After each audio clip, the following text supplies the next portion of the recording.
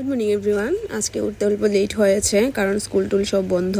তো উঠে সোনাকে প্রথম খাবার দিয়ে দিলাম, আর এদিকে আমাদের ব্রেকফাস্টটা রেডি করা হচ্ছে, রাধাবল্লভী আর আলু পনিরের তরকারি। আর ওকে দিয়ে বললাম যে খেয়ে টেস্ট করে দেখো কি হয়েছে। ও বানিয়েছে রাধাবল্লভী আর আমি বাকিটা বানিয়েছি। আর এদিকে সোনাকে খাইয়ে দিয়ে মামার কোলে বসিয়ে রাখলাম।